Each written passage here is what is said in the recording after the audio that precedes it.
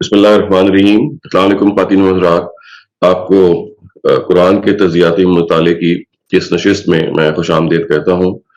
آج ہم جس حصے کا مطالعہ کریں گے قرآن مجید کا، یہ سورہ شورا کا حصہ ہے، اور یہ وہ مشہور آیت ہے جس سے کہ عام طور سے اقامت دین کا جو فلسفہ ہے وہ برآمد کیا جاتا ہے، اور اس میں استدلال کرنے کا جو پہلو ہے وہ سب سے پہلے ہمارے سامنے استاد ابوالعلا مودودی کے قلم سے سامنے آتا ہے۔ انہوں نے اپنی تفسیر تفہیم القرآن کے اندر اس آیت کے تحت یہ لکھا ہے کہ جہاں پہ بھی ایک اسلامی ریاست موجود ہے تو وہاں پہ ضروری ہے کہ مسلمان اس کی، اگر وہ اسلام اس نے امپلیمنٹ نہیں کیا ہوا تو یہ ضروری ہے کہ تمام مسلمان اس کی جد و جہد کریں اور دین کو سوسائٹی کے اندر نافذ کریں، اور اس نفاذ کی ظاہر ہے جو کوشش ہے اس کے مختلف پہلو ہیں۔ وہ جمہوری پہلو پہ انہوں نے زیادہ زور دیا، لیکن ان کے اپنے جو یوں کہہ لیجیے مانوی سکسیسر ہیں ڈاکٹر اسرار احمد مرحوم، انہوں نے کہا کہ ظاہر ہے وہ بھی اسی سوچ کو انہوں نے آگے بڑھایا۔ انہوں نے اس کے لیے پھر ایک اسٹریٹجی ہے جو ڈیوائز کی۔ انہوں نے کہا کہ دین قائم کرنا تو ہر مسلمان کی ذمہ داری ہے، اور اس کے لیے اس کو چاہیے کہ وہ کسی جماعت میں شامل ہو جائے یا پھر اپنی جماعت بنا لے اگر وہ کسی جماعت میں شامل نہیں ہو سکتا، اور اس کی جدوجہد کرے۔ اس کے انہوں نے پھر مراحل بتائے کہ کیسے پہلے آپ نے پیسو ریزسٹنس کا ذریعہ اختیار کرنا ہے، اور اس کے بعد پھر ایکٹیو ریزسٹنس ہے۔ گویا کہ یہ جو ایک پولیٹیکل اسلام کی جو بنیادیں ہیں وہ ان آیات کے اندر، یعنی ان آیات کی انٹرپریٹیشن سے منسلک ہیں۔ تو اس لیے ضروری ہے کہ ہم ان آیات کو ان کے سیاق و سباق میں ہم پڑھنے کی کوشش کریں اور یہ جاننے کی کوشش کریں کہ ان کا استدلال کیا ہے، اور اس کے ساتھ ساتھ جو فرعی اسکالرز ہیں انہوں نے ان آیات کو کیسے سمجھا ہے۔ تو میں آپ کے سامنے اسکرین شیئر کر رہا ہوں۔ تو سب سے پہلے ہم مفتی شفیع صاحب کی جو ٹرانسلیشن ہے اس کو اسٹڈی کریں گے، اور اس میں آپ یہ دیکھیں گے کہ ان کے اور جو فرعی اسکالرز کی جو ٹرانسلیشن ہے اس میں بہت زیادہ کوئی اختلاف نہیں ہے۔ تو اس کے الفاظ یہ ہیں کہ شرع لکم من الدین ما وصی بہ نوحا والذی اوحینا الیک وما وصینا بہ ابراہیم وموسیٰ وعیسیٰ ان اقیموا الدین ولا تتفرقوا فیہ کبر علی المشرکین ما تدعوہم الیہ اللہ یجتبی الیہ من یشاء ویہدی الیہ من ینیب وما تفرقوا إلا من بعد ما جاءهم العلم بغيا بينهم ولولا كلمة سبقت من ربك إلى أجل مسمى لقضي بينهم وإن الذين أورثوا الكتاب من بعدهم لفي شك منه مريب۔ تمہارے لیے دین میں وہی ہو جس کا حکم تھا نوح اور اس کو بھیجنے والا ہم نے تیری طرف، اور جس کا ہم نے حکم دیا ابراہیم کو، یعنی راہ ڈال دی تمہارے لیے۔ راہ ڈال دی کا مطلب ہے ہم نے راہ مقرر کر دی، راہ ڈال دی تمہارے لیے دین میں وہی جس کا حکم کیا تھا نوح کو، اور اس کا حکم بھیجا ہم نے تیرے طرف، اور جس کا حکم دیا ہم نے ابراہیم کو اور موسیٰ کو اور عیسیٰ کو کہ یہ قائم رکھو دین کو اور اختلاف نہ کرو۔ اور اس میں بھاری شرک ہے، شرک کرنے والوں کو وہ چیز جس کی طرف تو ان کو بلاتا ہے اللہ ان کو چن لیتا ہے اپنی طرف سے جس کو چاہے، اور راہ دیتا ہے اپنی طرف سے اس کو جو رجوع لائے۔ اور جنہوں نے اختلاف ڈالا سو سمجھو آ چکنے کے بعد آپس کی ضد سے، اور اگر نہ ہوتی ایک بات جو نکلی ہے تیرے رب سے ایک مقرر وعدے تک تو فیصلہ ہو جاتا ان میں، اور جن کو ملی ہے کتاب ان کے پیچھے وہ البتہ اس سے دھوکے میں ہیں جو چین نہیں آنے دیتا، یعنی ایسا دھوکہ جو آپ کو چین نہیں آنے دیتا۔ اس میں خواتین اور رات میں آپ کے سامنے جو کرسر موو کر رہا ہوں، یہ دیکھیے جو عربی ایکسپریشن ہے ان اقیم الدین، اس کا ترجمہ استاذ ابوالعلا مودودی نے یہ کیا ہے کہ قائم کرو۔ یہ دیکھنا انہوں نے رکھا ہے قائم رکھو۔ قائم رکھو کا تو مطلب یہ ہے کہ اس کو اختیار کیے رکھو، اس کو اڈاپٹ کیے رکھو اپنی زندگی میں۔ لیکن یہاں پہ استاذ ابوالعلا مودودی نے جو ترجمہ کیا ہے وہ یہ ہے کہ آپ اس دین کو اپنی سوسائٹی کے اندر قائم کریں۔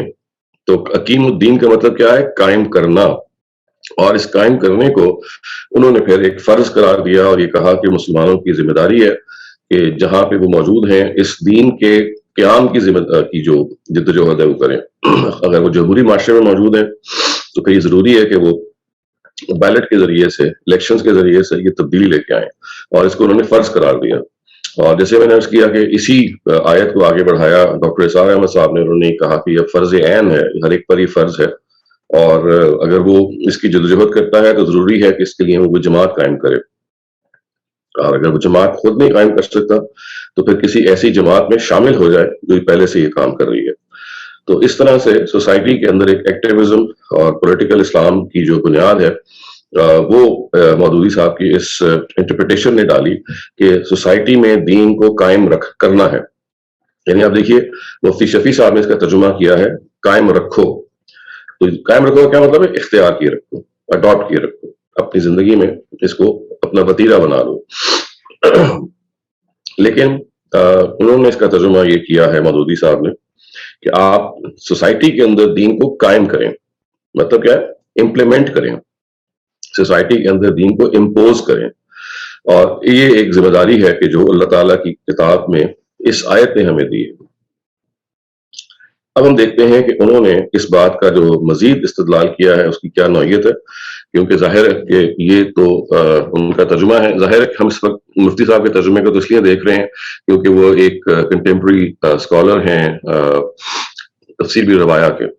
تو ان میں آپ دیکھ لیجئے انہوں نے وہ ترجمہ نہیں کیا جو مودودی صاحب نے کیا ہے، انہوں نے تقریباً وہی ترجمہ کیا ہے جو ہم آگے دیکھیں گے جو فرائی اسکالرز نے کیا، کہ دین کو اختیار کیے رکھنا، یعنی اقیم الدین کا مطلب ہے دین کو اڈاپٹ کیے رکھنا، جبکہ مودودی صاحب کہتے ہیں دین کو امپوز کرنا، امپلیمنٹ کرنا سوسائٹی میں۔ تو اس میں جو مودودی صاحب کا استدلال ہے، آئیے تھوڑا سا ہم اس کو دیکھ لیتے ہیں کہ ان کی اپنی تفسیر ہے۔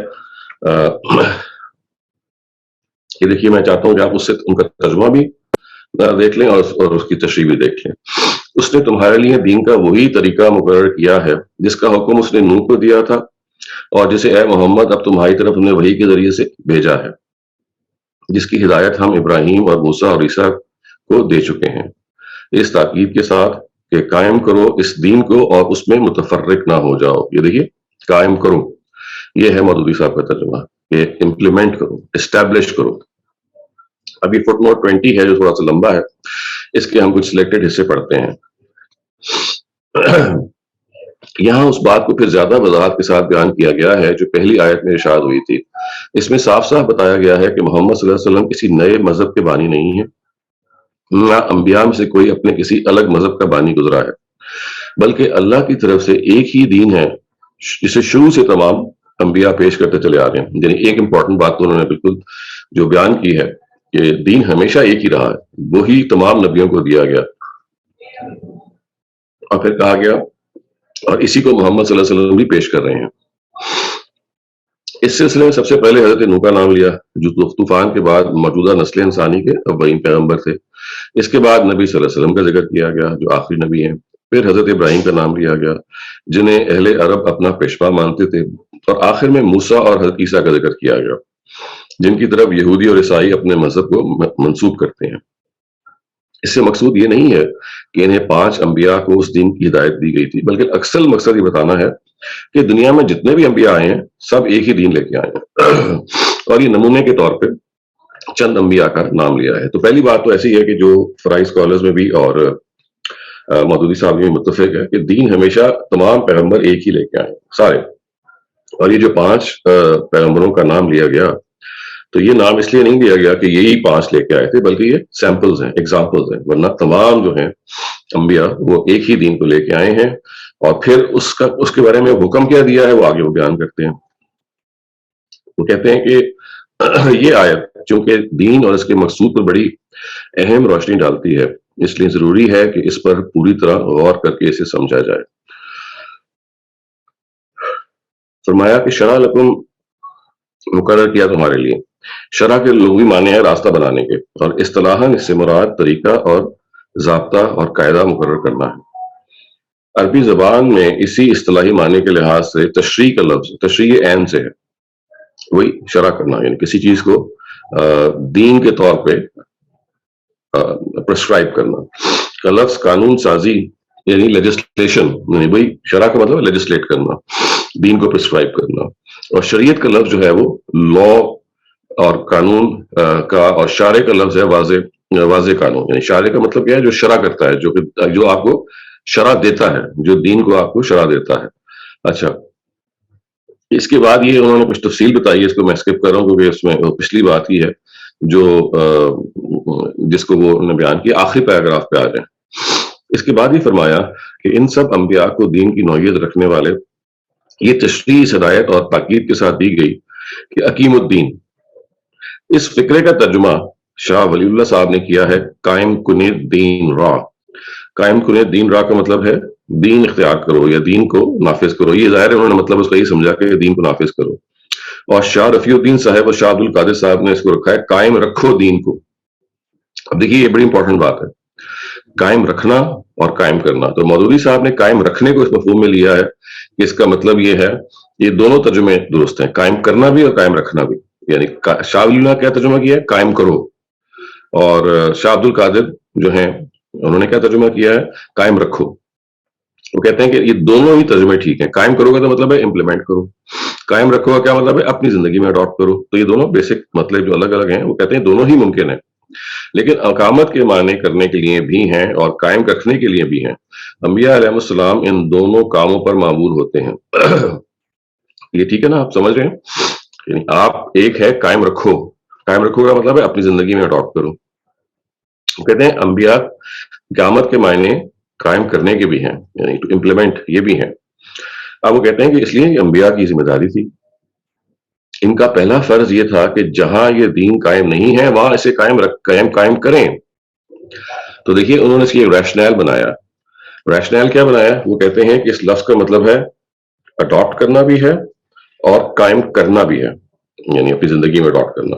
تو کہتے ہیں کہ جہاں تو وہ آلریڈی اڈاپٹیڈ ہے وہاں تو یہ مطلب ظاہر ہے کہ اس کی ضرورت نہیں ہے، وہاں تو آپ نے قائم اپنے زندگی میں کر لیا۔ لیکن جہاں پہ یہ اڈاپٹیڈ نہیں ہے، یعنی سوسائٹی میں نہیں ہے، تو پھر یہ ترجمہ ہو جائے گا قائم کرو۔ یعنی کہ سوسائٹی کے اندر دین موجود نہیں ہے یا اس کے جو احکام ہے وہ موجود نہیں ہے، پھر وہاں ہوگا کہ وہاں آپ دین پر کو امپلیمنٹ کریں۔ جہاں پہ امپلیمنٹڈ ہے وہاں کیا مطلب ہوگا؟ اڈاپٹ کریں۔ جہاں امپلیمنٹڈ نہیں ہے وہاں کیا مطلب ہوگا؟ امپلیمنٹ کریں۔ یہ ان کی فلسفی کا ایک بہت ہی فنڈامنٹل جزو ہے اور اس کو سمجھنا بہت ضروری ہے اگر آپ پولیٹیکل اسلام کی بنیادوں کو سمجھنا چاہتے ہیں۔ اچھا، اس کے بعد اب وہ آگے بات کو بیان کرتے ہیں۔ اور دوسرا فرض یہ تھا کہ جہاں یہ قائم ہو جائے، پہلے سے قائم ہو، وہاں اسے ہم قائم رکھیں۔ یہ وہی بات میں آپ کو بتا رہا ہوں کہ جہاں ہے وہاں اس کو سسٹین کریں، جہاں نہیں ہے وہاں امپلیمنٹ کریں۔ ظاہر بات ہے کہ قائم رکھنے کی نوبت آتی ہی اس وقت ہے جب ایک چیز قائم ہو چکی ہو، ٹھیک ہے نا؟ وہ کہتے ہیں ایک چیز اگر پہلے ہی سے قائم ہے تبھی تو آپ قائم رکھیں گے، ورنہ پہلے سے قائم کرنا ہوگا تو پھر یہ کوشش مسلمان جاری رکھنی پڑے گی کہ وہ قائم رہے۔ اب وہ کہتے ہیں کہ اب ہمارے سامنے دو سوالات آتے ہیں۔ ایک یہ کہ دین کو قائم کرنے سے کیا مراد ہے، ٹھیک ہے، یعنی دین کو قائم کرنے سے کیا مراد ہے۔ دوسرا یہ کہ خود دین سے کیا مراد ہے جسے قائم کرنے اور پھر قائم رکھنے کا حکم دیا گیا۔ ان دونوں باتوں کو ہمیں اچھی طرح سمجھ لینا چاہیے۔ اب ان دونوں سوالوں کا جواب دیں گے۔ پہلا سوال کیا ہے کہ قائم کرنے کا مطلب کیا ہے اور دین سے مراد کیا ہے۔ تو ہم یہاں پہ بنیادی طور پہ پہلے ہی سوال کو ڈسکس کریں گے، کیونکہ ظاہر ہے دین سے کیا مراد ہے یہ ہمیں پہلے سے اس کی تفصیل معلوم بھی ہے اور ہم اس وقت اس بحث پہ نہیں پڑیں گے۔ ہمارا اس وقت ایشو ہے حکیم الدین یا قائم کرنا یا قائم رکھنا، اس میں کیا مطلب ہے جو اس آیت میں دیا جا رہا ہے۔ قائم کرنے کا لفظ جس مادی یا جسمانی چیز کے لیے استعمال ہوتا ہے تو اس سے مراد بیٹھے کو اٹھانا ہوتا ہے۔ مادی کا کیا مطلب ہے؟ کوئی مٹیریل چیز ہے، یعنی some thing which is tangible, something which exists۔ مثلا کسی انسان یا جانور کو اٹھانا، میں کہوں گا کہ کرسی کو اٹھاؤ، یعنی کرسی کو، اس کا مطلب ہے میں ایکچولی فزیکلی کسی چیز کو کہہ رہا ہوں آپ اٹھائیں۔ یا پڑی ہوئی چیز کو کھڑا کرنا ہوتا ہے، جیسے میں کہوں گا کہ بانس کے ستون کو قائم کرو، اب وہ ستون لیٹا ہوا ہے، آپ کہہ رہے ہیں کہ اس کو قائم کرو۔ یا کسی چیز کے بکھرے ہوئے اجزاء کو جمع کر کے بلند کرنا ہوتا ہے، جیسے کسی خالی زمین میں عمارت قائم کرنا ہے، یعنی اگر آپ کی لینڈ خالی ہے تو آپ کہیں گے کہ عمارت قائم کرو، اس کا کیا مطلب ہوگا؟ عمارت بلڈ کرو۔ اب یہ دیکھیے یہ فرق کر رہے ہیں، یہ وہ چیزیں ہیں جو مٹیریل ہیں، جو کہ فزیکلی ایگزسٹ کرتی ہیں۔ آگے وہی کہتے ہیں کہ لیکن جو چیزیں مادی ہیں، مادی کا کیا مطلب ہے؟ جو مادی نہیں ہے، سوری، جو فزیکل نہیں ہے، بلکہ جن کو آپ ہاتھ نہیں لگا سکتے، جن کو آپ ٹچ نہیں کر سکتے، उनके लिए जब कायम करने का लफ्ज इस्तेमाल किया जाएगा तो उससे मुराद उस चीज की तबलीग करना नहीं, बल्कि उस पर कमा हक़्क़ुहु अमल दरामद करना, उसे रवाज देना और उसे अमलन नाफिज करना होता है। मसलन जब हम कहते हैं कि फला शख्स ने अपनी हुकूमत कायम की, तो इसके माने ये नहीं होते कि उसने अपनी हुकूमत की तरफ दावत दी,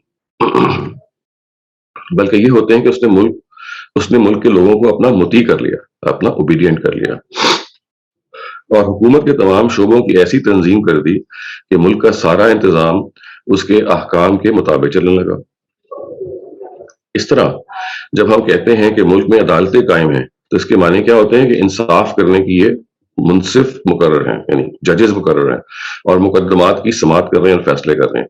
तो देखिए जिस चीज को आपको समझ रहे हैं वही कहते हैं कि जब वो किसी मटेरियल चीज के लिए आता है तो उसका मतलब होता है खड़ा करना। यानी इमारत को जब हम कहेंगे कायम करो तो मतलब है इमारत एक फिजिकल चीज है, तो उसको आपने खड़ा करना है, उसको आपने बिल्ड करना है। लेकिन जब वो किसी नॉन फिजिकल चीज, किसी गैर मादी चीज, जैसे इनटेंजिबल चीज, जैसे उन्होंने कहा कि इंसाफ को कायम करो, तब इंसाफ जाहिर है आप देख तो नहीं कर सकते, इसका मतलब है कि इंसाफ को इम्प्लीमेंट किया जाएगा। अच्छा, इसी तरह कुरान मजीद हुक्म देता है कि नमाज कायम करो, तो इससे मुराद नमाज की तबलीग नहीं होती, बल्कि इसको नमाज की शरायत के साथ खुद को अदा करो, बल्कि ऐसा इंतजाम करो कि वो ईमान में बाकायदगी के साथ राइज हो जाए। मस्जिदें हो, जुम्मा जमात का एहतमाम हो, वक्त की पाबंदी के साथ अजानें दी जाएं, इमाम और खतीब मुकर्रर हो और लोगों को वक्त पर मस्जिदों में आने और नमाज अदा करने की आदत पड़ जाए। अच्छा, अब कहते हैं कि इस तशरीह के बाद ये बात समझने में कोई दिक्कत पेश नहीं आ सकती कि अंबिया अलैहिस्सलाम जब इस दीन को कायम करने और कायम रखने का हम दिया गया है, तो इससे सिर्फ इतनी बात ना थी कि वो खुद दीन पर अमल करें, यानी इतना नहीं है कि आप सिर्फ दीन को अडॉप्ट कर लें, और इतनी बात भी ना थी कि वो दूसरों पे दीन की तबलीग करें। This is also not implied. It's not just you adopt religion or you preach religion. वो कहते हैं कि इसके आगे बढ़ के इसका मतलब क्या है? इसका मतलब ये है कि लोग इसे तस्लीम कर लें, इसे आगे कदम बढ़ाकर पूरा दीन उनमें अमलन राइज और नाफिज किया जाए, ये नाफिज किया जाए, ताकि उसके मुताबिक अमल दरामद होने लगे और होता रहे। इसमें शक नहीं कि दावत और तबलीग इसका लाजमी इब्तदाई हिस्सा है, इसके बगैर दूसरा मरला पेश नहीं आ सकता। लेकिन हर साहिब अक्ल आदमी खुद देख सकता है कि इस हुक्म में दावत और तबलीग को मकसूद की हैसियत हासिल नहीं, यानी प्रीचिंग असल चीज नहीं है। वो कहते हैं कि प्रीचिंग तो पहला मरला है, इसके बाद असल मसला क्या है? आप इंप्लीमेंट करें दीन को सोसाइटी के अंदर और कायम रखने को मकसूद करार दिया है, कायम भी करें और उसके बाद उसको सस्टेन करें। दावत और तबलीग इस मकसद के हिस्सों का जरिया जरूर है, मगर बजाय खुद मकसूद नहीं है। कुजा के कोई शख्स इसे अंबिया के मिशन का मकसद वहीद करार दे बैठे। तो यहाँ उनकी जो बात है वो आपके सामने पूरी आ जाती है। वो ये कहते हैं कि देखिए कि जो अकीमुद्दीन का एक्सप्रेशन है उसका मतलब ये है to implement religion in the society. वो कहते हैं कि जब कोई चीज अपनी हकीकत के लिहाज से आती है, यानी जब मफूल जो है जिसपे आपने अकामत का फेल करना है, जब वो मटेरियल होता है यानी कोई फिजिकल हो, उसका मतलब होता है कि उसको प्रोड्यूस करना, जैसे हम कहेंगे या हम उसको कहेंगे कि उस चीज को बिल्ड करना, इमारत कायम करो इस मैदान में, तो इसका क्या मतलब होगा? इमारत को बिल्ड करो। इसी तरह से जब हम किसी ऐसी चीज को कहेंगे जो एब्स्ट्रैक्ट से मुराद इसको आप टच नहीं कर सकते, तो जैसे दीन एक आप टच तो नहीं कर सकते, उसको आप बारे में जान सकते हैं। तो कहते हैं ये जो जब कोई इनटेंजिबल चीज आ जाए तो फिर क्या तर्जुमा होगा कि इसको सोसाइटी में कायम करो, इसको सोसाइटी के अंदर इम्प्लीमेंट करो, जहां ये पहले से कायम है वहां इसको कायम रखो और जहां ये पहले से कायम नहीं है वहां कायम करो। और देखिए दलील वो कहां से लेके आए, वो कहते हैं कि देखिए शाह वलीउल्लाह ने जब ये कहा कायम कुने दीन रा, ये फारसी है, तो इसका तर्जुमा उन्होंने ये किया कि दीन को कायम करो, और शाह रफीउद्दीन और शाह अब्दुल कादिर ने तर्जुमा किया है कि दीन को कायम रखो। ये दो बातें वो अच्छी तरह समझ लें क्योंकि यही वो जगह है जहां से मौदूदी साहब ने अपनी सोर्स बयान की है। वो कहते हैं कि शाह वलीउल्लाह ने कहा है कि कायम कुने दीन रा, इसका मतलब है दीन कायम करो। اس کا مطلب ہے کہ اقامہ یقیمو، یہ جو فعل ہے اس کے اندر قائم کرنے کا بھی مادہ موجود ہے، مطلب موجود ہے. اور شاہ رفیع الدین جو ہیں اور شاہ عبد القادر کر رہے ہیں قائم رکھو، اس کا مطلب ہے کہ استوار رکھو، اڈاپٹ کیے رکھو. تو کہتے ہیں دونوں مطلب موجود ہے، دونوں مطلب موجود ہے. ایک یہ مطلب بھی موجود ہے کہ قائم کرو، یہ مطلب بھی موجود ہے کہ اڈاپٹ کیے رکھو. اور کیا اس کی تقسیم کرتے ہیں کہ جہاں پہ قائم نہیں ہے وہاں قائم کریں، جہاں پہ قائم ہے وہاں قائم رکھیں. دیکھیں نا، ایک ریشنل بنا لیا کہ چونکہ دونوں مطلب ہیں، قائم کرنا بھی مطلب ہے، قائم رکھنا بھی مطلب ہے. تو قائم کہاں کیا جائے گا کہ جہاں موجود نہیں ہے دین یا امپلیمنٹ نہیں ہوا ہوا، تو وہاں آپ کی ذمہ داری ہے کہ آپ ایک کوشش کریں اور اسلام کو نافذ کریں. اور جہاں پہ وہ قائم ہے وہاں اس کی کوشش کریں کہ وہ قائم رہے، سسٹین رہے وہاں پہ، اٹ شوڈ ایگزسٹ دیئر. تو یہ ہے جو ان کے استدلال کا پورا خلاصہ ہے. اب میں آپ کے سامنے فرائی اسکالرز نے اس آیت پہ اپنی تنقید کی ہے، اور میں خاص طور سے اس میں استاد جاوید احمد حامدی کی جو تنقید ہے وہ آپ کے سامنے رکھ رہا ہوں. یہ تنقید خواتین حضرات انہوں نے اپنی کتاب برہان میں کی ہے، اور یہ کتاب جو ہے یہ چونکہ اب الگ سے چھپی ہوئی موجود ہے، اس کا جو ریلیونٹ حصہ ہے وہ میں آپ کے سامنے رکھنے لگا ہوں. یہ مضمون ہے ان کا جس میں انہوں نے اس رائے پہ تنقید کی ہے. اس کا نام ہے تعویل کی غلطی. اور تعویل کی غلطی جو ہے وہ اصل میں یہ بتاتی ہے کہ یہ جو اقامت دین ہے، دین کو جو نافذ کرنا ہے، یہ مودودی صاحب اور ڈاکٹر اسرار صاحب مرحوم انہوں نے دو آیتوں سے یہ اس کو ڈیڈیوس کیا. پہلی آیت تو یہ جو میں نے ابھی آپ کے سامنے پیش کی ہے کہ شرع لکم من الدین، یہ سورہ شورى کی آیت ہے. ایک دوسری بھی آیت ہے جو ابھی آج ہم اسٹڈی نہیں کر رہے، ہم کسی اور دن اسٹڈی کریں گے، لیکن بیسکلی دو آیات ہیں جس سے کہ اسلام کی جو سیاسی تعبیر ہے وہ اس پر بیسڈ ہے کہ آپ کو سوسائٹی کے اندر دین کو امپلیمنٹ کرنا ہے. اگر وہ امپلیمنٹڈ نہیں ہے، دس از یور ریسپانسبلٹی. تو ایک آیت تو میں نے ایسے کیا جو جنہوں نے اپنے مضمون میں پہلے ڈسکس کی ہے، اس کو ہم بعد میں ڈسکس کریں گے. لیکن جو دوسری آیت ہے جو آج ہم نے ڈسکس کی ہے، اس پہ جو استاذ نے کامنٹ کیا ہے یہ آخر میں دیکھیے. دوسری آیت یہ ہے، یہ وہی آیت ہے جو ہم آج پڑھ رہے ہیں، شرع لکم من الدین، یہ وہی آیت. تو ترجمہ انہوں نے کیا کیا ہے، اس نے تمہارے لیے وہی دین مقرر کیا جس کا حکم اس نے نوح کو دیا، اور اس کی وہی اب ہم تمہاری طرف کی ہے. تمہاری سے کیا مراد ہے؟ نبی صلی اللہ علیہ وسلم. اور جس کی ہدایت ہم نے ابراہیم اور موسیٰ اور عیسیٰ کو فرمائی، اس تاکید کے ساتھ دین کو قائم رکھو، اس کو اڈاپٹ کیے رکھو، اور اس میں تفرقہ پیدا نہ کرو. یعنی لا تتفرقوا فی جو آگے ہے یہ بڑا امپورٹنٹ ہے مطلب کو ڈٹرمن کرنے کے لیے. اقامہ یقیموں کا جو مطلب ہے وہ اس کا جو پہلو ہے وہ کیا ہے کہ اس میں تفرقہ پیدا نہ کرو. یعنی اس کا یہ اپوزٹ ہے کہ اگر آپ دین کو اڈاپٹ کر لیں گے تو اس میں تفرقہ یا ڈسینشن پیدا نہیں ہوگا. اب وہ دیکھیں تھوڑا سا اس کی تفصیل کر رہے ہیں، تھوڑی ٹیکنیکل ہے، وہ ٹیکنیکل حصہ میں اسکپ کر دوں گا، لیکن میرا خیال ہے کہ آپ جو اس کا وہ حصہ ہے جس کو میں ایکسپلین کرتا ہوں، امید ہے آپ کی سمجھ میں آ جائے گا. اس آیت میں پہلی بات یہ فرمائی گئی ہے کہ محمد صلی اللہ علیہ وسلم کو نیا دین لے کر نہیں آیا. یہ تو وہی بات ہے جو مودودی صاحب نے بھی کہی ہے، مفتی صاحب نے بھی کہی ہے. نہ اس سے پہلے کوئی نبی اپنے کسی الگ مذہب کا بانی ہے، بلکہ ایک ہی دین حق ہے جو تمام نبیوں کو دیا گیا. نوح، ابراہیم اور موسیٰ علیہ السلام نے اسی کی دعوت دی، اور اب محمد صلی اللہ علیہ وسلم کی بعثت بھی اسی کے ساتھ ہوئی ہے. اس کے بعد ارشاد فرمایا ہے کہ ان سب نبیوں اور ان کی امتوں کو یہ ہدایت دی ہے کہ اقیم الدین ولا تتفرقوا فیہ. اب وہ کہتے ہیں کہ اس ہدایت کا مطلب کیا ہے. یہ جو آیت ہے دین کو اختیار کرو اور اس میں تفرقہ پیدا نہ کرو، اس کا جو حصہ ہے اس کا کیا مطلب ہے. وہ کہتے ہیں کہ اس کو سمجھنے کے لیے آیت کے الفاظ پر غور فرمائیے. اس میں ہمیں اہم ترین لفظ اقیمو ہے.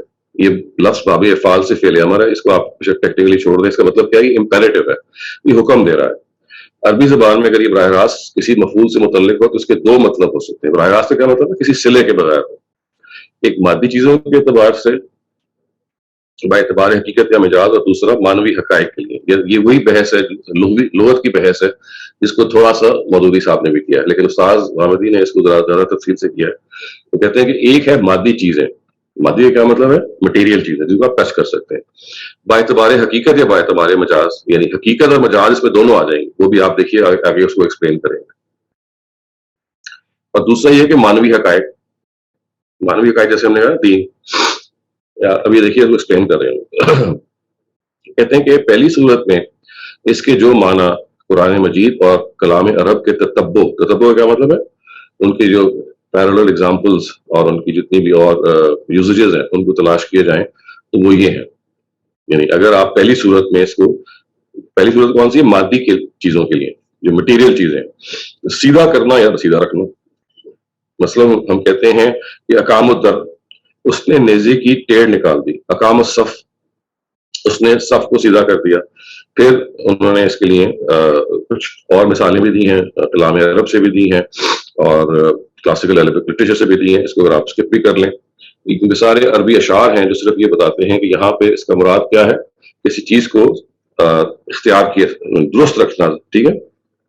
اب وہ کہتے ہیں کہ کسی چیز، کسی ہلتی ہوئی چیز کو ٹھہرانا، یعنی اقامہ کا مطلب یہ بھی ہے. اور اس نے یعنی یہاں انہوں نے کا ترجمہ بھی بتا دیا، اس کا ایک یوز بھی بتا دیا. اقامہ وزلت الرشا، یعنی بس اس نے کنویں کی ہلتی ہوئی رسی کو ٹھہرا دیا. اقامہ یہ ٹھہرا دیا، تو وہ جو رسی تھی جو ڈول پہ لگائی جاتی ہے اس کو اس نے ٹھہرا دیا. تیسرا کیا ہے؟ بیٹھے کو اٹھانا. جیسے اقام الرجل، رجل کہتے ہیں آدمی کو، تو اس نے آدمی کو اٹھایا. یہ اقام الجدار، اس نے دیوار کھڑی کی. اور سورہ کہف میں ہے کہ فوجد فیہا جدار یرید ان ینقض فاقامہ. یہ حضرت خضر کے حوالے سے سورہ کہف میں ہے کہ اس بستی میں انہوں نے ایک دیوار دیکھی جو گرا چاہتی تھی. اس بستی میں ایک دیوار دیکھی جو گرا چاہتی تھی، تو اس نے اسے کھڑا کر دیا. اور اسی سے جو مجاز کا اسلوب ہے، یہ آپ دیکھیں، اس سے پہلے یہ اقامہ جو ہیں یہ حقیقت سارے میں بیان کیے ہوئے تھے. حقیقت کا کیا مطلب ہے؟ ایکچوئل لفظ ہے. یعنی جدار ایک فزیکل اینٹی ہے نا. اسی طرح سے آپ دیکھیے کہ ٹہنی ایک فزیکل اینٹی ہے. تو کہتے ہیں وہاں جب اقامہ کا مفہوم استعمال ہوتا ہے تو اس کی ایگزامپلز یہ ہیں. لیکن اب یہ ہے کہ اس کا ایک مجاز کا اسلوب بھی ہے. جیسے اقامہ السوق، اب بازار کو کھڑا کرنا، یہ ظاہر ہے بازار کو کھڑا کرنا تو یہ ایک مجاز ہے نا. اس کا کیا مطلب ہے؟ بازار لگانا، بازار کو گرم کرنا. تو یہ دوسرا مفہوم ہے. یہ دوسرا مفہوم ہے جب وہ مادی حقائق کے بجائے غیر مادی حقائق کے مجاز کے لیے استعمال ہوتا ہے. اب یہ کہتے ہیں یہ پہلی صورت ہے. تو خلاصہ کر لیں کہ جو پہلی صورت ہے وہ جو مادی حقائق کے لیے ہوتی ہے اور جو غیر مادی حقائق کے لیے ہوتی ہے. ابھی تک انہوں نے ہمیں یہ بتایا. اب وہ کہتے ہیں کہ دوسری صورت میں یہی تینوں مفاہیم جو مانوی حقائق کے ساتھ متعلق ہوتے ہیں تو اس سے جو معنی پیدا ہوتے ہیں وہ یہ ہیں. وہ کیا ہے؟ یعنی بیٹھے کو اٹھانا، کھڑا کرنا، ظاہر کرنا، رائج اور نافذ کرنا. مثلا اقم الحق، حق ظاہر کرو، اب یہ فعل امر ہے. یا اقم الحدود علیہ، یعنی ان پر حد نافذ کرو. اچھا، دوسرا جو اس کا استعمال کیا ہے؟ سیدھا کرنا یا سیدھا رکھنا. وہ عقیم الشہادت للہ، اور گواہی کو درست رکھو. اور پھر کیا ہے؟ کسی چیز کو ٹھہرانا سے ثابت ہے. یعنی آپ کا کیا مطلب ہے؟ کسی چیز کو ٹھہرانا، اس کو مستقل کرنا، اس کو برقرار رکھنا. تو نماز کے بارے میں کہتے ہیں اقامہ اللہ، اللہ اسے برقرار رکھے. سورہ بقرہ میں ہے کہ فَإِن خِفْتُمْ أَلَّا يُقِيمَ حدود اللہ، پھر اگر تمہیں اندیشہ ہو کہ وہ دونوں حدود الہی کو برقرار نہ رکھ سکیں گے. وہ کہتے ہیں پھر یہ سورہ مائدہ میں بھی استعمال ہوا.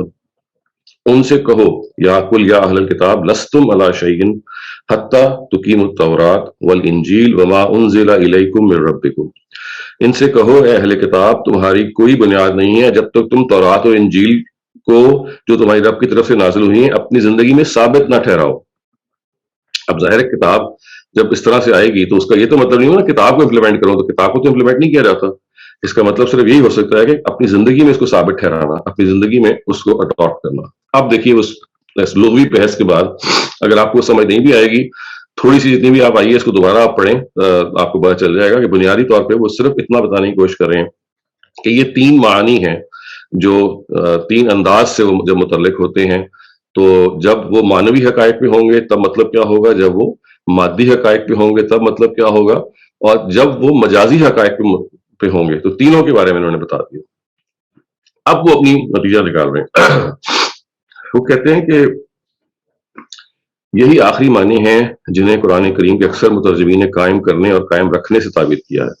یعنی کسی چیز کو اپنی زندگی میں ثابت، مستقل اور محفوظ ٹھہرانا، اسے برقرار رکھنا، دوسرے لفظوں میں اسے اپنی زندگی کا دستور بنا لینا. چنانچہ دیکھیے کہ صاحب تفہیم القرآن مولانا سید ابو الاعلیٰ صاحب مودودی حتی تقیم التوراۃ والانجیل کا ترجمہ جب تک تم تورات اور انجیل اور دوسری کتابوں کو قائم نہ کرو کرتے ہیں. اور پھر اس کی شرح میں کیا لکھتے ہیں؟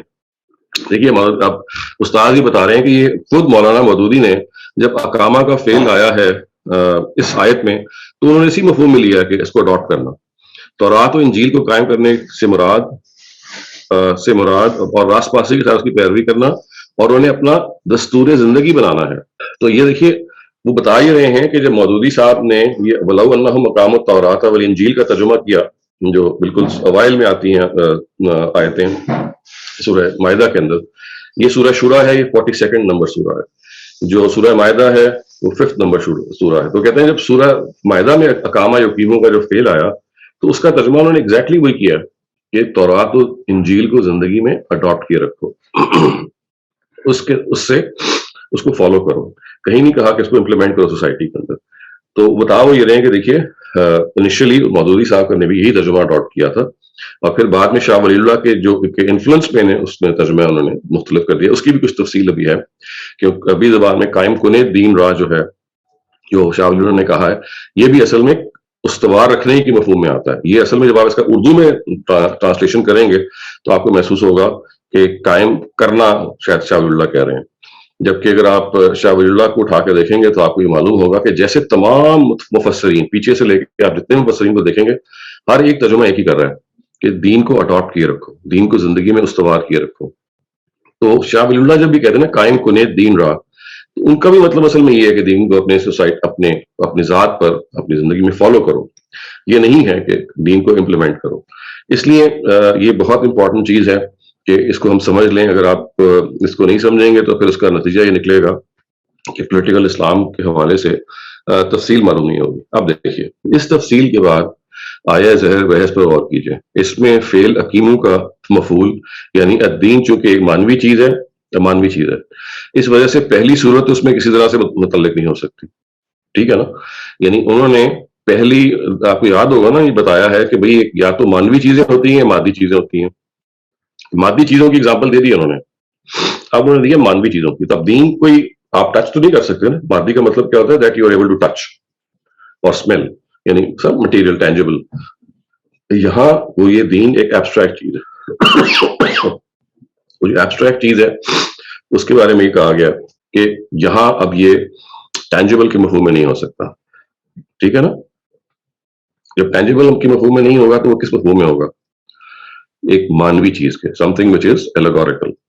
اس وجہ سے پہلی صورت تو اس کے سے کسی طرح سے متعلق نہیں ہو سکتی. چنانچہ صرف دوسری صورت باقی رہ جاتی ہے. اس میں پہلے معنی ظاہر کرنے اور نافذ کرنے کے ہیں. اس میں جہاں تک نافذ کا تعلق ہے تو یہ بے شک مراد ہو سکتے ہیں. جو کہتے ہیں کہ یہ جو لفظ ہے نافذ کرنا یہ مراد ہو سکتا ہے, لیکن دو امور اس میں روکتے ہیں. معنی کا مطلب روکتے ہیں. ایک یہ کہ اس معنی کے لیے قواعد زبان کی روح سے ضروری ہے کہ مثال کے طور پہ الا فلان کی صورت میں اس میں کوئی لازمی متعلق مقدر ہو. یعنی جب ہم کہتے ہیں نا کہ اس کو قائم کرو تو پھر اس میں ضروری تھا, یہ کہا تھا کہ اقیم الدین علی الناس, یعنی جو مادی ہے وہ کہتے ہیں کہ ہاں اس میں یہ مطلب آتا ہے کہ آپ امپلیمنٹ کریں. لیکن امپلیمنٹ جب کرنے کے مفہوم میں اس کو اگر آپ نے لے کے آنا ہے تو پھر آگے ایک متعلق آنا چاہیے. میں کہوں نا کہ implement religion تو آگے آئے گا on یا in the society, in the country. تو آگے ایک متعلق آنا چاہیے. اگر وہ نہیں آتا تو پھر یہ اس مفہوم میں نہیں ہو سکتا.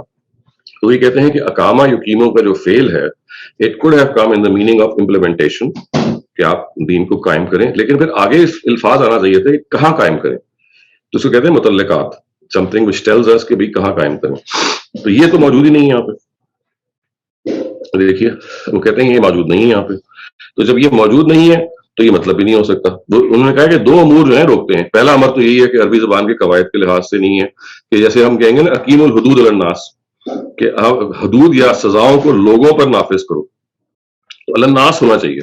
لیکن آیت میں یہ نہ موجود ہے نہ اسے مقدر مارنے کے لیے کوئی قرینہ پایا جاتا ہے. یعنی موجود بھی نہیں ہے اور محذوف بھی نہیں ہے. یعنی ہم یہ نہیں کہہ سکتے کہ اقیم الدین علی الارض یا علی البلد یعنی زمین پر دین کو قائم کرو یا شہر یا ملک میں دین کو قائم کرو. یہ تو آگے ہونا چاہیے تھا نا, وہ نہیں ہے. اچھا وہ کہتے ہیں یہ ایک ہے جس کی وجہ سے مطلب نہیں دیا جا سکتا. دوسرے یہ کہ معنی اقیم الدین کے معطوف لا تتفرقوا فی کے ساتھ اس میں کوئی مناسبت ہی نہیں ہے. یعنی آگے ہی آ رہا ہے نا کہ دین کو قائم کرو اور تفرقے میں نہ پڑو. تو اگر آپ یہ کہیں گے کہ دین کو قائم کرو تو پھر معطوف اور معطوف علیہ کے اندر مغایرت مطلب کوئی آپس میں تعلق نہیں پیدا ہوگا. معطوف اور معطوف علیہ کا کیا مطلب ہے یہ میں آپ کو بتا دوں. معطوف کا مطلب ہے جو پہلی چیز آئی, معطوف علیہ کا مطلب ہے جو پہلے دس اینڈ دس. تو ایک معطوف کہلاتا ہے, دوسرا معطوف علیہ. تو جب کہا گیا کہ اقیم الدین ولا تتفرقوا فیہ, تو ایک جو پہلے آ رہا ہے معطوف علیہ ہے, اور دوسرا جو ہے وہ معطوف ہے کہ آپ دین کو قائم کریں, اگر ترجمہ یہ ہوگا, اور تفرقے میں نہ پڑیں. اب وہ کہتے ہیں کہ اگر یہ دین کو قائم کرنے کا مفہوم لیا جائے گا تو آگے جو الفاظ ایکسپریشن آ رہے ہیں نا, ولا تتفرقوا فیہ, یہ مطابقت نہیں ہے ان میں. اور وہ کیوں ہے؟ کہتے ہیں کہ صاف واضح ہے کہ لا تتفرقوا کے ساتھ اس کی مناسبت اس کے لیے کوئی بھی صورت نہیں پیدا کی جا سکتی. یعنی اگر میں یہ کہوں کہ دین کو قائم کرو یعنی سوسائٹی کے اندر, اور تفرقے میں نہ پڑو, تو یہ کوئی سینس تو نہیں بنے گی. ہاں اگر میں یہ کہوں کہ دین کو اپنی زندگی میں اڈاپٹ کیے رکھو تو پھر سینس بن جائے گی, adapt it in your life and don't become divided. تو یہ ہے, وہ کہتے ہیں کہ دو چیزیں ہیں کہ جس کے نتیجے میں یہاں پہ ہم یہ کہہ سکتے ہیں کہ لفظ جو ہے وہ اقامہ یقیمو امپلیمنٹ کرنے کے مفہوم میں نہیں آ سکتا. اگر امپلیمنٹ کرنے کے مفہوم میں آتا تو ہم اقیم الدین علی کچھ آتا, دین قائم کرو علی فلاں پر, فلاں سوسائٹی پر, فلاں جگہ پر, تو وہ تو وہاں پہ نہیں ہے. اور دوسرا یہ کہ جو آگے کہا جا رہا ہے کہ دین قائم کرو اور تفرقے میں نہ پڑو, تو یہ دس ڈز ناٹ کولوکیٹ, یہ سینس نہیں بنتی کہ آپ دین کو بھی قائم کریں اور ڈسینشن میں نہ پڑیں, ڈویژن میں نہ پڑیں. تو اس سے تو جب دین کو قائم کریں گے تو ڈویژن تو ختم ہو جائے گی. یہاں بالکل ٹھیک ہے کہ میں کہوں کہ دین کو اڈاپٹ کرو سب کے سب, اور اگر اڈاپٹ کرو گے تفریقہ پیدا نہیں ہوگا کیونکہ سب دین کو اڈاپٹ کر رہے ہیں. تو یہ دوسری وجہ ہے جس کی وجہ سے وہی کہتے ہیں کہ لا تتفرقوا فیہ جو ہے یہ خود اس کو روک دیتا ہے. اس طرح سے وہ یعنی اس کی جو آگے جو کچھ تفصیل ہے وہ آپ پڑھ سکتے ہیں, لیکن میں اس تفصیل میں نہیں جا رہا. میرا مقصد صرف یہ تھا کہ آپ کے سامنے بنیادی استدلال آ جائے کہ جو سیاسی اسلام یا پولیٹیکل اسلام کی جو بنیادیں ہیں وہ دو آیتوں سے برآمد کی جاتی ہیں. ایک آیت ہم نے آج پڑھی ہے اور ایک ہم کسی اور سیشن میں پڑھیں گے. یہ سورہ شورى کی آیت ہے, اس کے اندر جو الفاظ ہیں اقیم الدین, اس کا ترجمہ مودودی صاحب نے یہ کیا ہے کہ دین کو قائم کرو. اس ترجمے میں اگر اس کو آپ نے مادی حقائق کے علاوہ کسی مجازی حقائق کے طور پہ لینا ہے جیسے کہ دین کا ورڈ ہے, تو پھر یہ ضروری ہے کہ آگے لفظ کوئی ایسا آئے کہ دین کو قائم کرو کسی چیز کے اوپر. یہ نہیں ہو سکتا کہ دین کو قائم کرو, عربی کے خلاف ہے. اور دوسرا یہ ہے کہ جو ولا تتفرقوا فیہ ہے, یہ ایکسپریشن اس سے میل نہیں کھاتا, اس سے جڑتا نہیں ہے, کیونکہ دین کو قائم کر دیں گے تو تفریقہ تو ختم ہو جائے گا. دین کے اندر تفریقہ تب پیدا ہوگا کہ اگر آپ خود دین میں اڈاپٹ نہیں کریں گے. تو یہ دو وجوہات ہیں, اور عربی زبان کی جو پہلو ہے جس کی وجہ سے یہ انٹرپریٹیشن کا فرق ہوا ہے. مزید یہ کہ جیسے میں نے کہا کہ شاہ ولی اللہ کی جو اس کا جو سورس ہے جو استاد ابوالعلا مودودی نے لیا ہے وہ خود محل نظر ہے, کیونکہ فارسی زبان میں جب کہتے ہیں نا قائم کنے دین را, یعنی دین کو قائم کرو, وہ قائم رکھنے کے مفہوم میں ہوتا ہے. یعنی اس کا مطلب کیا ہوتا ہے, اڈاپٹ کیے رکھو. اور پھر مزید آپ دیکھیے کہ مودودی صاحب نے خود جب سورہ مائدہ کا موقع آیا ہے کہ وَلَوْ أَنَّهُمْ أَقَامُوا التَّوْرَاةَ وَالْإِنْجِيلَ, کہ کاش انہوں نے اپنی زندگی میں تورات اور انجیل کو یہ نہیں کہا کہ سوسائٹی میں امپلیمنٹ کیا ہوتا, یہ کہا کہ اڈاپٹ کیا ہوتا. تو اس کا مطلب یہ ہے کہ مودودی صاحب بھی اصل میں اس ترجمے کو سورہ مائدہ میں کر چکے ہیں. لیکن میرے خیال ہے آگے آتے آتے چونکہ ان کے ہاں ایکٹیویزم اور دین کے حوالے سے جو ایک امپلیمنٹیشن ان سوسائٹی کا جو فکر ہے وہ پیدا ہوا تھا, اس کے کچھ اثرات مولانا ابوالکلام آزاد سے ان کو ملے اور کچھ اور جگہوں سے ملے, تو وہ اس جگہ پہ پہنچ چکے ہوئے تھے کہ اقامت دین جو ہے یعنی سوسائٹی میں دین نافذ کرنا ایک آپ کی ذمہ داری ہے. اس کے برعکس جو فرائی اسکالرز ہیں وہ کہتے ہیں کہ نہیں ایسا نہیں ہے, دین کو اڈاپٹ کرنا ہے اپنی زندگی میں, یہ پرسنل زندگی میں ہے اڈاپٹ کرنا, جس کو یہاں پہ کہا جا رہا ہے. یہ نہیں کہا جا رہا کہ آپ نے سوسائٹی میں اس کو امپلیمنٹ کرنا. تو میں اپنی بات کو یہاں پہ ختم کرتا ہوں اور آپ کے سوالات کے لیے حاضر. Thank you very much, Dr. Salim. Our first question of the day comes from Shiraz Ahmed. Please go ahead. Thank you, sister. Assalamu alaikum, Shahzad bhai. First of all, I pray کہ اللہ آپ کو صحت دے. لگ رہا ہے کہ تھوڑی طبیعت ٹھیک نہیں ہے. Shahzad bhai, I was sold on this interpretation that you gave years ago. لیکن تھوڑی دیر کے لیے آپ کا تمام علمی استدلال سائٹ پہ کر دیتے ہیں تھوڑی دیر کے لیے, اور دوسری سائٹ کی بات مان بھی لیتے ہیں کہ جی اس کا مطلب ہے دین کو سوسائٹی میں قائم کرو. تو شہزاد بھائی اس سے فرق کیا پڑے گا؟ کیونکہ قرآن از ویری کلیئر کہ کیا احکامات سوسائٹی سے، گورنمنٹ سے ریلیٹڈ ہیں، کیا میرے ذاتی زندگی سے ریلیٹڈ ہے. کیا اس سے کوئی ایکسٹرا نقصان ہو جائے گا؟ اس کا یہ مطلب نہیں کہ ہم کو غلط انٹرپریٹیشن اٹھا لیں، لیکن I hope you understand the question کہ اس کے باوجود قرآن سے آپ زبردستی کوئی حکم نکال تو نہیں سکتے کہ جو دوسروں پہ آپ نے امپلیمنٹ کرنا ہے جس کی قرآن آپ کو ایکسپلیسٹلی اجازت نہ دے یا حکم نہ دے. Thank you. دیکھیں اس سے ایک ایکسٹرا فرق یہ پڑتا ہے کہ آپ ایک نئے فرض کا اضافہ کر دیتے ہیں. آپ یہ کہتے ہیں کہ سوسائٹی کے اندر دین کو نافذ کرنا اب ہر فرد کی ذمہ داری ہے. چنانچہ ڈاکٹر اسرار احمد صاحب مرحوم نے یہی کیا. انہوں نے کہا یہ فرض عین ہے. اگر آپ نماز، روزہ، حج، زکوٰۃ تک ہی رہتے ہیں اور عام اخلاقی زندگی آپ کی صحیح گزر رہی ہوتی ہے، تب بھی آپ کا دین مکمل نہیں ہے. آپ کو لازماً اس کو، جیسے پاکستان کی سوسائٹی ہے وہاں سود کا مسئلہ ہے وہاں پہ، اور جیسے انہوں نے پوائنٹ آؤٹ کیا پردے کا مسئلہ ہے وغیرہ، یہ امپلیمنٹڈ نہیں ہے سوسائٹی کے اندر. تو اب آپ کی ذمہ داری یہ ہے کہ آپ جد و جہد کریں، اور جد و جہد کر کے یا وہ خود کوئی جماعت قائم کریں اور یا پھر کسی جماعت جو یہ آلریڈی اقامت دین کی ذمہ داری پوری کر رہی ہے اس پہ شامل ہو جائیں. اور you make sure it should be an objective of life.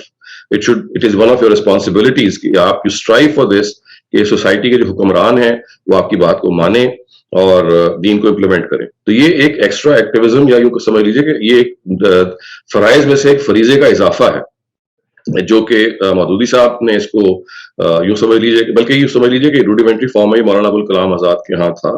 اس کو مودودی صاحب نے بہت سائنٹیفک کیا اور ڈاکٹر اسرار احمد صاحب نے اس کو بالکل سے کہتے ہیں نا اس کے منطقی نتیجے تک پہنچا دیا. تو اب ان کے ہاں جو تنظیم اسلامی ہے، جب تک وہ زندہ رہے، اللہ تعالیٰ ان کی مغفرت فرمائے، اس کے لیے وہ ایکٹیو جد و جہد کرتے رہے. اور انہوں نے پھر منہج انقلاب نبوی کے نام سے کتاب لکھی جس میں انہوں نے بتایا کہ دیکھیے کیسے آپ نے یہ امپلیمنٹیشن کرنی ہے. پہلے آپ نے ریزسٹنس شو کرنی ہے، جس کو پیسو ریزسٹنس کہتے ہیں، کہ ہم یو ول ناٹ، ہم کچھ ہونے نہیں دیں گے، اور امر بالمعروف اور نہی عن المنکر کے اصول پہ اگر ہم پہ کوئی تنقید کرتا ہے تو ہم سیسا پلائی دیوار بن جائیں گے اگر ہم نے کوئی دین کو امپلیمنٹ کرا اور کوئی آگے سے روکے. اور آگے بڑھ کے پھر ایکٹیو ریزسٹنس کا انہوں نے تصور پیش کیا کہ جس میں پھر اگلا مرحلہ آئے گا اور ہم پھر زبردستی حکومت پر یعنی کہ یہ پریشر ڈال کے اور اقدام کریں گے، یعنی ملیٹنسی کا اقدام کریں گے. تو یہ اصل میں militancy in the establishment of religion.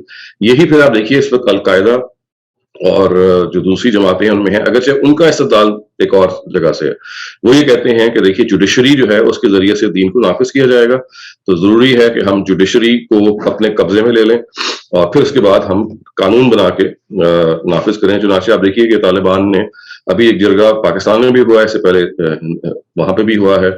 Pakistan کا جو جرگہ کل ہوا ہے، انہوں نے کہا ہے کہ خواتین جو ہے باہر نہیں جائیں گی تعلیم حاصل کرنے یا سپورٹس کے لیے، اور اس طرح سے انہوں نے کہا کہ ہم امپلیمنٹیشن کریں گے جو ہمارا کانسیپٹ ہے. تو یہ ایکٹیویزم ہے ایکچولی، یہ ایک وہ چیز ہے کہ جو دین کے فرائض کے حوالے سے جو فرائض اسکالرز کو سمجھتے ہیں وہ اور ہے. وہ یہ کہتے ہیں کہ دیکھیے دین کو آپ نے، اس کا مخاطب فرد ہے. جب وہ فرد ایک سٹیزن ہوگا تو اپنی زندگی میں اڈاپٹ کرے گا. جب وہ شخص جو ہے حکمران ہوگا تو اس کی کچھ اجتماعی ذمہ داریاں ہیں، تو ان ذمہ داریوں کو وہ فالو کرے گا. تو ان کے یہاں جو لفظ ہے وہ فالو کرنا ہے. امپلیمنٹیشن سرے سے نہیں آتی، امپلیمنٹیشن ہمیشہ خارج میں ہوتی ہے، فالو کرنا ہمیشہ داخل میں ہوتا ہے. Thank you very much. They're going to ask a second question in the second round. So moving on, Riaz, you're up next. السلام علیکم ڈاکٹر صاحب. ڈاکٹر صاحب آپ نے مطلب یہ افراحی اسکول نے اس کو تقسیم کیا ہے مطلب کہ مادی اور غیر مادی میں، لیکن جب ہم کہتے ہیں کہ انصاف قائم کرو تو اس کا مطلب ہے کہ جب آپ کسی نے انصاف دیا ہے تو وہ حقیقی طور پہ مادی صورت میں مطلب آ جاتا ہے، آپ اس کو سیپریٹ نہیں کر سکتے. جیسے آپ کہتے ہیں جی کہ اس نے کسی مکان کا کوئی چل رہا ہے کیس تو اس نے کہا جی انصاف ہو گیا ہے، اس کا مطلب ہے کہ مادی طور پہ وہ ہمیں نظر آیا ہے کہ اس کی امپلیمنٹیشن ہوئی ہے اور جس کا حق تھا اس کو وہ حق مل گیا. تو آپ اس کو سیپریٹ، میرے خیال میں آپ اس کو سیپریٹ نہیں کر سکتے. نہیں، وہ اس کا انہوں نے استدلال یہ کیا نا کہ پھر آگے متعلق آنا چاہیے تھا، یعنی انصاف قائم کرو سوسائٹی کے اندر، انصاف قائم کرو ملک کے اندر. وہ یہ تو نہیں کہہ رہے کہ یہ لفظ کا یہ ترجمہ ممکن نہیں ہے. وہ کہتے ہیں کہ جب یہ اس طرح کے حقائق سے متعلق ہو کے آتا ہے تو پھر اس کا ایک متعلق آگے آنا چاہیے. یعنی آپ انصاف قائم کریں سوسائٹی کے اندر، انصاف قائم کریں ملک کے اندر. البلد یا کوئی الفاظ آئیں گے یہ کرو اس کے اندر، ورنہ یہ غیر متعلق رہ جائے گا. اور دوسرا یہ کہ ولا تتفرقوا فی کے الفاظ بھی آئیں. کہ آپ دین کو زندگی میں استوار کیجئے اور تفرقے میں نہ پڑیے. تو یہ ترجمہ جو ہے وہ زیادہ موزوں لگتا ہے ان کو. ورنہ ہم ترجمہ یہ کریں گے کہ دین کو سوسائٹی میں قائم کیجئے اور آپس میں اختلاف نہ کیجئے. تو دیکھیے دو چیزیں ملتی نہیں ہیں. کہ سوسائٹی میں جب قائم ہو جائے گا تو اختلاف تو ختم ہو جائے گا, ایک ہی چیز کا نافذ ہو گئی ہے دین میں. تو یہاں تو یہ ہے کہ زندگی کو آپ نے اسلام کے فالوئنگ میں چلانا ہے, آپ کو فالو کرنا ہے, اور جب یہ آپ کریں گے تو پھر آپس میں آپ کو اختلاف نہیں ہوگا, پھر آپ دوسرے پہ چڑھ نہیں دوڑیں گے, جس پہ تنقید نہیں کریں گے. Our next question is from Syed Farhan. Please go ahead. جی السلام علیکم ڈاکٹر صاحب. وعلیکم السلام. ڈاکٹر صاحب میرا سوال تھوڑا سا ٹیکنیکل سا ہے. تو یہ جو ان مستریہ ہے اس کا اثر جو ہے وہ امر حاضر یا نہیں حاضر پہ کوئی ہوگا؟ کہاں پہ ان مستریہ کی آپ بات کریں؟ جیسا ان نقیم الدین. یہ تو وہ ہے نا کہ آپ دین کو قائم کریں, دین کو استوار رکھیں. تو اس کا تو مطلب صرف یہ مطلب یہ ہے کہ آپ نے یہ چیز کو یا ترجمہ آپ یہ کریں گے کہ کا نفاذ کریں, اور یا یہ ترجمہ ہوگا کہ اس کو اختیار کریں. اس کا تعلق تو اس چیز سے نہیں ہے کہ وہ اس کا حال ماضی یا مستقبل کیا ہے, وہ تو ایک حکم دیا جا رہا ہے نا, کیونکہ جب حکم دیا جاتا ہے وہ ہمیشہ فیوچر کے لیے دیا جاتا ہے, ماضی کے لیے تو نہیں. Shiraz Ahmed, you're up next. Please go ahead. Thank you, sister. Shahzad bhai, follow-up question یہ ہے کہ I understand that part ان لوگوں کو میں نے پڑھا ہوا ہے, but what never makes sense to me کہ اگر میں یہ ترجمہ لے بھی لوں کہ سوسائٹی میں دین کو قائم کرو, so any militancy is fasad fil ard. Quran is explicit on it. Quran is very explicit on telling me my jurisdiction, میں کیا کر سکتا ہوں کیا نہیں کر سکتا, right? تو وٹ ایور جو بھی میں اس کا ترجمہ کروں, بے شک وہ ٹیکنیکلی اکیڈیمکلی صحیح نہیں ہے جو وہ لوگ کر رہے ہیں, لیکن وہ قرآن سے جسٹیفیکیشن کیا ہے اس چیز کی کہ if government is not let's say getting rid of interest based system, financial system, I can vote against it in the upcoming election, but how they justify Quran سے کہ to have an armed revolt against the government? That never makes sense to me. Please اس پہ elaborate کریں. سب کے سب عام revolt تک نہیں جاتے. جیسے مودودی صاحب تو یہ کہتے تھے کہ جہاں پہ جمہوری حکومت موجود ہو وہاں ہم ڈیموکریسی کے ذریعے سے یہ کام کریں گے, لیکن یہ رسپانسبلٹی ہر ایک کی ہے.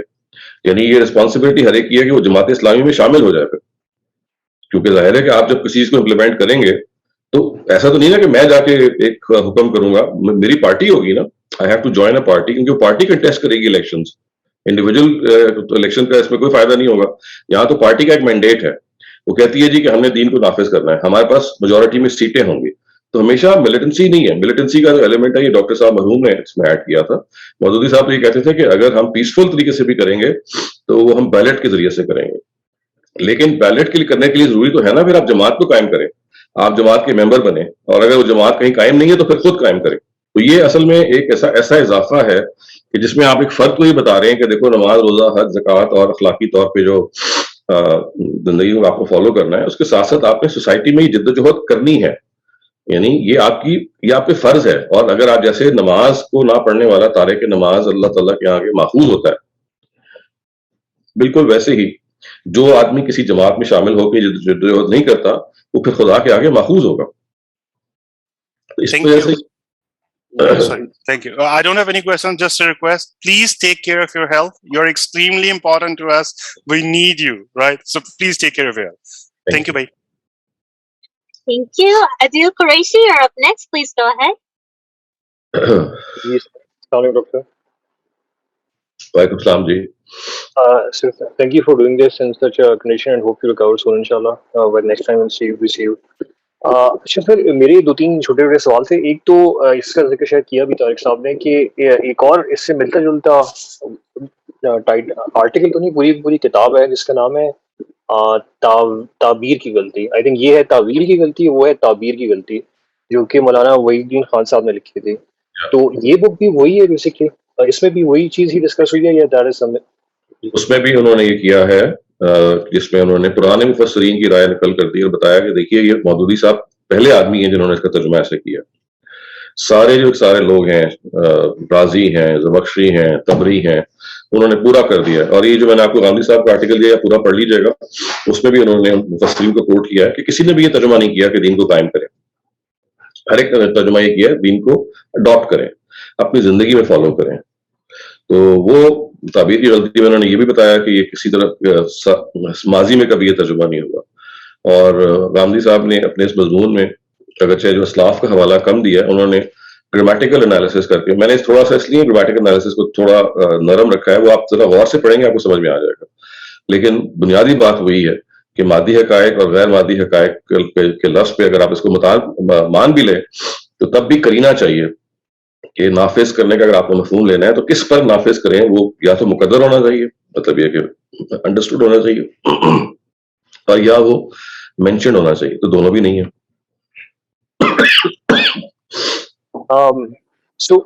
एक छोटा सा सवाल होता है सर कि ये जो इसकी ग्रामेटिकल एनालिसिस जो आपने किया है, इसमें ये जो लफ्ज है इकामत और उसके साथ वो कहते हैं कि अला होना चाहिए, तो फिर जाके बात बनती है। अगर इसमें अला नहीं है तो आप ये नहीं कह सकते। तो अला के बाद जो चीज़ है वो आप उसको मुतल्लिक फेल कह रहे हैं। ये जो लफ्ज है मजरूर, यानी अला का मतलब ये है कि जिस चीज पर इम्प्लीमेंटेशन होनी है, यानी अला आगे तो है ना वो नाउन आएगा, अलल अर्द नाउन है, अलल बलद नाउन है, लेकिन वो मफूल होगा। यानी ये ऐसा फेल है जिसके दो मफूल होते हैं। कुछ अरबी में ऐसे फेल होते हैं इनके दो मफूल भी हो सकते हैं। तो ये इकामत जो है ये ऐसा फेल है जिसके दो मफूल होते हैं, या इसका मफूल तो एक ही होता है? एक भी आ सकता है।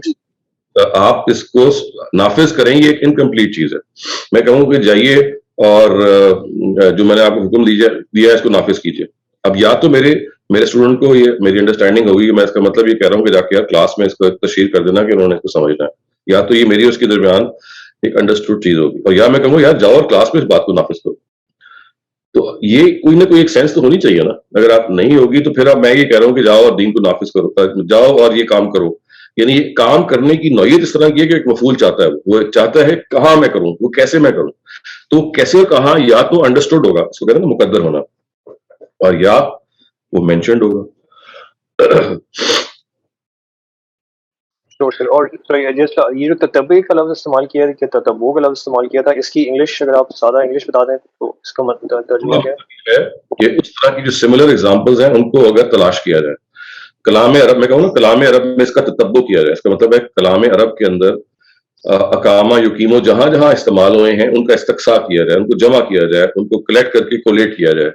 Up next we have Najia. Please go ahead. Assalamu alaikum, Dr. Shahzad. Thank you for explaining all the nuances of different translation.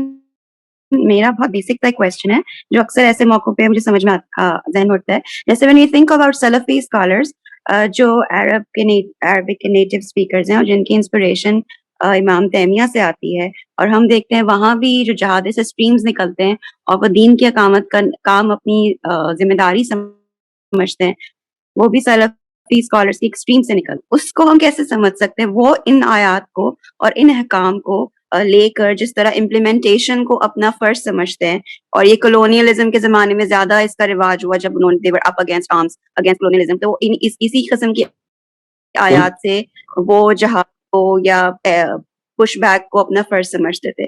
तो हम यहाँ पर तो देख रहे हैं कि ट्रांसलेशन के अंदर डिफरेंसेस है, but how would the Arabic native speakers would interpret?